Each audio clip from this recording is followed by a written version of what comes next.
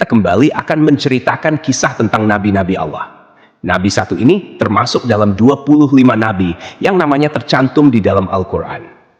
Kisahnya sangat menarik untuk disimak, karena setan bahkan sampai iblis turun tangan pun tak sanggup untuk menggoda manusia pilihan Allah Subhanahu wa Ta'ala ini. Ditambah lagi, nabi ini seringkali dikait-kaitkan dengan tokoh Buddha. Banyak yang beranggapan bahwa beliau adalah sosok Siddhartha Gautama yang menjadi pendiri dari agama Buddha. Untuk itu, di video kali ini, kita akan membahas tentang kisah Nabi Allah Zulkifli alaihi salam. Assalamualaikum warahmatullahi wabarakatuh. Sobat beriman yang dimuliakan Allah. Alangkah lebih baik jika sahabat sekalian bantu channel ini terus berkembang dengan cara like, komen, dan subscribe. Semoga kita selalu dalam keadaan sehat walafiat, dipanjangkan rezekinya, dan dimudahkan urusannya. Amin ya rabbal alamin. Nama Nabi Zulkifli disebutkan hanya 2 kali di dalam Al-Quran, yaitu di dalam surat Syad ayat 48. Dan ingatlah kan Ismail, Ilyasa, dan Zulkifli. Semuanya termasuk orang-orang yang paling baik. Kemudian di surat Al-Anbiya ayat ke-85. Dan ingatlah kisah Ismail, Idris, dan Zulkifli. Semuanya mereka termasuk orang-orang yang sabar. Meskipun Zulkifli tidak disebutkan secara tegas dalam Al-Quran bahwa beliau adalah seorang nabi, karena di kedua ayat tersebut nama Zulkifli disebutkan dengan pujian bersamaan dengan para nabi lainnya. Maka para ulama dan sejarawan menyimpulkan bahwa Zulkifli juga seorang nabi. Menurut pendapat dari Imam Ibnu Katsir, di dalam kitab Tafsir Al-Quran Al-Azim, beliau menegaskan bahwa Zulkifli adalah seorang nabi, utusan Allah Subhanahu wa Ta'ala. Alasan beliau, tidak ada seorang pun yang namanya disebut dalam deretan nama nabi-nabi, kecuali dia adalah seorang nabi. Akan tapi teman-teman, ada pula beberapa ulama yang menyebutkan bahwa Zulkifli bukanlah seorang nabi. Akan tetapi, beliau hanyalah seorang yang saleh dan adil. Di antara sekian banyak ulama yang berpendapat demikian adalah Imam Ibnu Jarir At-Tabari. Teman-teman, Zulkifli bukanlah nama sebenarnya. Itu adalah sebuah julukan atau nama kehormatan yang diberikan untuk seseorang. Di dalam kitab Ibnu Katsir, nama asli dari Zulkifli adalah Basyar atau Bashar. Disebutkan juga di sana bahwa Nabi Zulkifli adalah putra dari Nabi Ayub alaihi salam. Jadi nasab beliau adalah Basyar bin Ayub. Nasab lengkapnya adalah Bashar bin Ayub bin Amus bin Tawaf bin Rum bin Aish bin Ishak bin Ibrahim al-Khalil. Beliau hidup sekitar abad ke-16 sampai abad ke-15 sebelum Masehi dan diutus Allah Subhanahu wa Ta'ala kepada suatu kaum yang bernama Arami atau Amori. Kaum ini adalah bangsa Romawi kuno yang tinggal di wilayah sekitar Damaskus, Suriah, dan Yordania. Di sanalah Nabi Zulkifli melanjutkan tugas kenabiannya dari ayahnya, yaitu Nabi Ayub. Ini adalah pendapat dari Imam Ibnu Katsir. Namun, para ulama lain ada yang berbeda pendapat tentang kapan masa diutusnya Nabi Zulkifli ini. Kalau menurut Imam Ibnu Jarir At-Tabari, Nabi Zulkifli adalah penerus dari Nabi Ilyasa yang hidup sekitar abad ke-9 Masehi. Namun, antara Imam Ibnu Katsir dan Imam At-Tabari sama-sama menyebutkan bahwa Nabi Zulkifli adalah salah seorang raja di negeri Syam. Kisahnya begini, teman-teman. Ada sebuah negeri di Syam yang dipimpin oleh seorang raja saleh. Raja ini merupakan salah seorang nabi yang diutus Allah Subhanahu wa Ta'ala. Beliau bernama Raja Ilyasa atau Nabi Ilyasa. Ketika itu, Nabi Ilyasa sudah sangat tua dan beliau tidak memiliki anak laki-laki sebagai penerusnya. Maka ketika itu, Nabi atau Raja Ilyasa mengumpulkan rakyatnya di suatu tempat. Kemudian Nabi Ilyasa berkata, "Wahai kaumku, saat ini aku sudah sangat tua dan tidak memiliki pengganti di kerajaan ini. Aku akan menunjuk salah seorang di antara kalian untuk menjadi penggantiku selagi aku masih hidup dan agar aku bisa melihat bagaimana kerjanya. Siapa yang mau menerima 3 hal dariku, maka aku akan tunjuk dia sebagai penggantiku. Yang pertama, selalu berpuasa di siang hari. Yang kedua, selalu salat pada malam hari. Dan yang ketiga, dia tidak pernah marah seumur hidupnya." Makanya orang-orang dari kaumnya merasa tak sanggup melakukannya. Mereka pun saling tap-tap-tapan satu sama lain, berharap salah seorang di antara mereka ada yang tunjuk tangan. Namun, ditunggu beberapa lama, tak satu pun orang mau melakukannya ketika itu.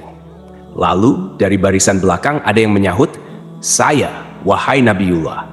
Suara itu berasal dari seorang laki-laki yang usianya masih sangat muda. Pemuda ini bernama Basyar. Kemudian Nabi Ilyasa berkata, "Wahai anakku, engkau masih sangat muda. Tugas ini sangatlah berat untukmu." Nabi Ilyasa pun menolak pemuda ini karena dirasa dia masih sangat muda dan terlihat masih sedikit pengalaman. Keesokan harinya, di tempat yang sama dan dengan orang-orang yang sama, Nabi Ilyasa berseru hal yang sama lagi kepada kaumnya. Tapi tetap saja, ketika itu tak ada yang mau menerima tawaran tersebut, kecuali pemuda yang bernama Basyar. Dia kembali mengacungkan tangan, dan lagi-lagi Nabi Ilyasa menolaknya dengan alasan yang sama. Sampailah pada hari ketiga, Nabi Ilyasa berseru hal yang sama. Beliau berharap kali ini bukan hanya Basyar saja yang tunjuk tangan. Tapi ternyata teman-teman, sama seperti kemarin, ketika itu hanya Basyar yang tunjuk tangan dan menyanggupi segala persyaratan tersebut. Alasan detail Nabi Ilyasa menolak adalah karena selain dia harus menjadi raja yang menjamin kesejahteraan semua kaumnya, dia juga harus menjadi hakim yang adil, yang bisa berlaku bijaksana dalam memutuskan segala permasalahan kaumnya. Nah, karena Basyar ini masih sangat muda, Nabi Ilyasa khawatir dia tidak bisa berlaku adil dan bijaksana. Akhirnya, karena sudah 3 kali tidak ada yang mau, Nabi Ilyasa pun mengangkat Basyar menjadi raja sekaligus hakim. Namun, kegiatan yang dilakukan Basyar tetap dipantau oleh Nabi Ilyasa. Basyar pun mulai menjalani puasa di siang hari dan salat atau beribadah sampai larut malam. Sehari-hari, dia juga selalu menahan amarahnya. Nabi Ilyasa kagum dengan pemuda ini. Tak disangka-sangka, dia sanggup menjalani semua persyaratan itu. Dia juga luar biasa bijak dalam menyelesaikan segala masalah di dalam kaumnya. Nabi Ilyasa bangga kepada Basyar yang telah menepati janji-janjinya. Karena itu, Basyar diberikan julukan Zulkifli, yang artinya sanggup. Karena kesanggupannya menjalankan semua persyaratan. Ditambah lagi, dia selalu berlaku adil dan bijaksana. Sobat beriman yang dimuliakan Allah, kisah naiknya Zulkifli atau Basyar menjadi raja disampaikan oleh Imam Ibnu Katsir di dalam kitabnya yang berjudul Qisasul Anbiya. Hanya saja, nama rajanya berbeda, bukan Nabi Ilyasa, melainkan di sana dituliskan raja itu bernama Yasa. Lain halnya di dalam kitab Ibnu Jarir, beliau menuliskan bahwa raja pada masa itu adalah Nabi Allah Ilyasa. Seiring berjalannya waktu, Nabi Ilyasa pun meninggal dunia. Kini, Raja Zulkifli tak ada lagi yang memantau. Sepeninggal Ilyasa, Nabi Zulkifli memimpin negeri Syam dengan sangat baik. Zulkifli sangat mementingkan urusan rakyatnya daripada urusan dirinya dan keluarganya. Beliau memegang teguh janjinya untuk selalu berpuasa di siang hari, beribadah di malam hari, dan tak pernah sekalipun marah. Zulkifli selalu sabar dalam keadaan apapun. Di sisi lain, iblis melihat kesalehan dan kebaikan Nabi Zulkifli dalam memimpin rakyatnya, serta begitu kuatnya dia memegang janji. Maka, iblis pun tak tinggal diam. Kemudian, iblis mengutus tentaranya, yaitu setan-setan yang sangat kuat, untuk menggoda Zulkifli supaya minimal goyah sedikit keimanannya. Berkali-kali iblis mengutus setan untuk menggoda, berkali-kali pula mereka gagal. Tak ada satupun setan yang berhasil menggoda Nabi Zulkifli ini. Akhirnya, iblis berinisiatif untuk turun tangan langsung menggoda Nabi Zulkifli. Dia pun mulai mencari waktu yang tepat. Teman-teman, di dalam kerajaan Nabi atau Raja Zulkifli ini, setiap harinya beliau sibuk dengan urusan kerajaannya. Setiap hari, jadwal beliau dari pagi sampai siang adalah berangkat ke pengadilan di negeri itu untuk menjadi hakim dan menyelesaikan masalah-masalah rakyatnya. Kemudian, persidangan dilanjutkan kembali setelah beliau bangun. Persidangan berlangsung hingga sore atau malam hari. Malam harinya, beliau beribadah dan berdoa sampai larut malam. Keesokan paginya, beliau kembali ke persidangan. Begitulah rutinitas yang dilakukan Nabi Zulkifli setiap harinya. Zulkifli benar-benar merupakan figur seorang raja yang memuliakan seluruh rakyatnya. Melihat kesalehan Nabi Zulkifli, iblis pun mencari peluang untuk menggoda beliau. Kali ini, iblis berniat membuat Nabi Zulkifli marah, agar beliau melanggar janjinya kepada Nabi Ilyasa untuk tidak marah sama sekali. Akhirnya, pada suatu hari, iblis datang menemui Nabi Zulkifli dengan menyamar sebagai seorang kakek tua renta dan miskin. Hari itu, Nabi Zulkifli sedang merasa sangat lelah. Ketika jam istirahatnya tiba, beliau segera pulang lebih awal untuk tidur siang. Baru saja beliau hampir terlelap, iblis yang menyamar sebagai kakek tua mengetuk pintu kamarnya. Dari dalam kamar, Nabi Zulkifli bertanya, "Siapa itu?" Iblis menjawab, "Aku orang tua yang teraniaya." Nabi Zulkifli pun bangun dan membukakan pintu. Iblis kemudian mengarang cerita, mengaku bahwa ia mengalami banyak perlakuan semena-mena dari kaumnya. Ia terus bercerita panjang lebar, hingga waktu istirahat Nabi Zulkifli habis. Meski kelelahan, Nabi Zulkifli tetap mendengarkan cerita itu dengan sabar.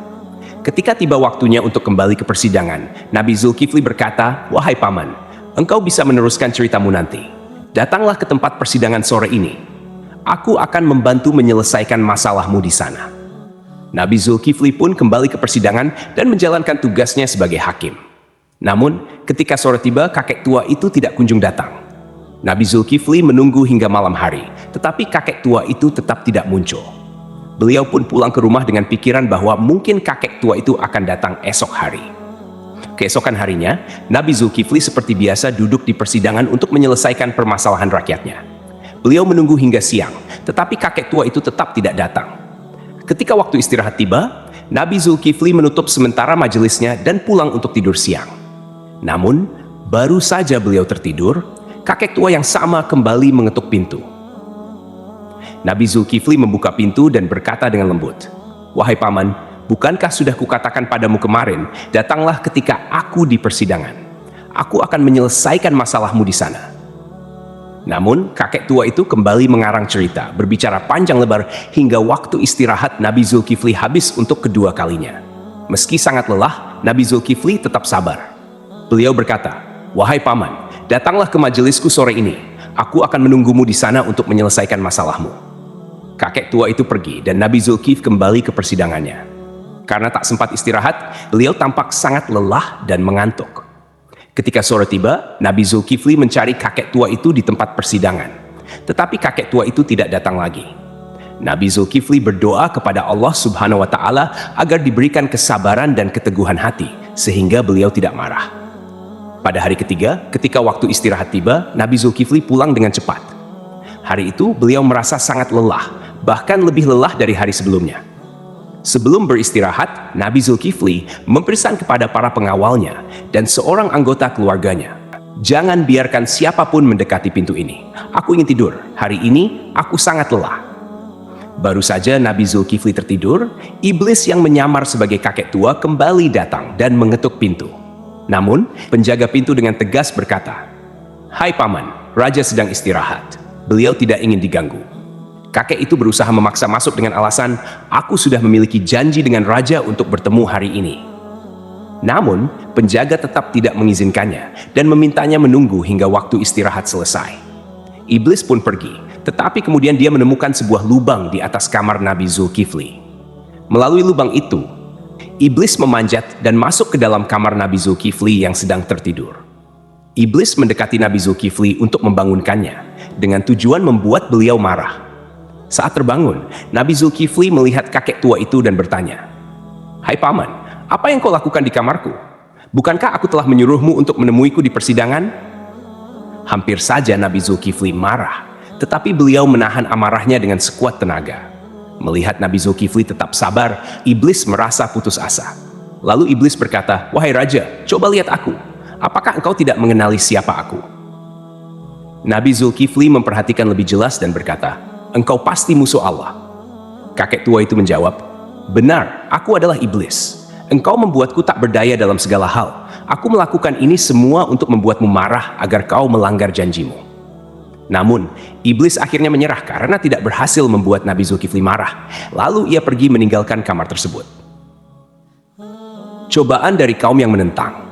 Selain gangguan dari iblis, Nabi Zulkifli juga menghadapi cobaan lain berupa pemberontakan dari sebagian kaumnya. Beberapa orang dari kaumnya menentang kekuasaannya dan berencana menghancurkan kerajaannya. Mereka bahkan ingin Nabi Zulkifli turun dari jabatannya sebagai raja. Melihat situasi ini, Nabi Zulkifli mengumpulkan pasukannya untuk melawan para pemberontak. Sayangnya, sebagian besar kaumnya enggan ikut berperang karena takut mati di medan perang. Mereka memberikan syarat yang hampir mustahil, yaitu jaminan bahwa mereka akan tetap hidup dan tidak terbunuh selama pertempuran. Nabi Zulkifli pun berdoa kepada Allah Subhanahu wa Ta'ala, memohon agar seluruh pasukannya diberikan keselamatan. Dalam pertempuran yang berlangsung sengit, doa Nabi Zulkifli dikabulkan oleh Allah.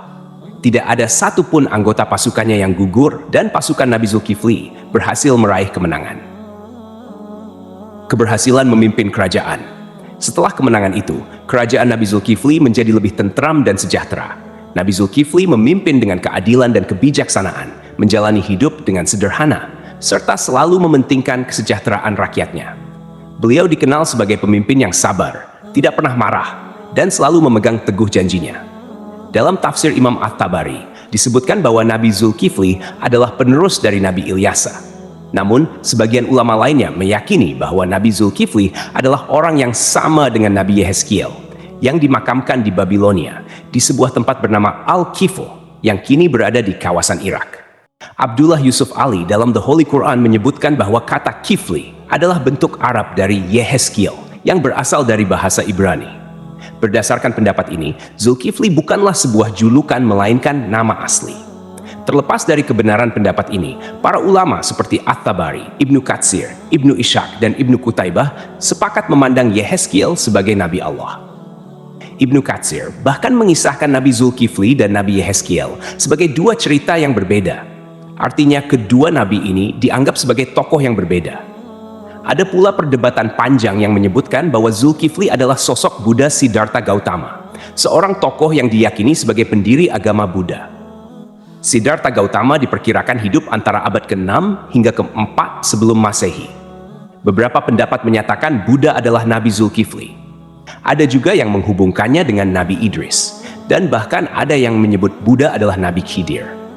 Pendapat ini salah satunya didasarkan pada anggapan bahwa kata Kifli adalah bentuk Arab dari kata Kapil, kependekan dari Kapila Wastu, yaitu ibu kota Sakya dan tempat tinggal Siddhartha Gautama sebelum meninggalkan istana. Salah satu pendukung teori ini adalah Hamid Abdul Qadir dalam karyanya Buddha the Great, His Life and Philosophy. Beliau menyimpulkan bahwa prinsip hidup Nabi Zulkifli memiliki banyak kesamaan dengan filosofi yang diajarkan Siddhartha Gautama. Pendapat ini diperkuat oleh Al-Qasimi, seorang ahli tafsir yang menafsirkan surah At-Tin, Saka. Pohon Tin, tempat Buddha mendapatkan wahyu dan menjadi rasul. 2. Pohon Zaitun, tempat Nabi Isa diangkat menjadi nabi dan rasul.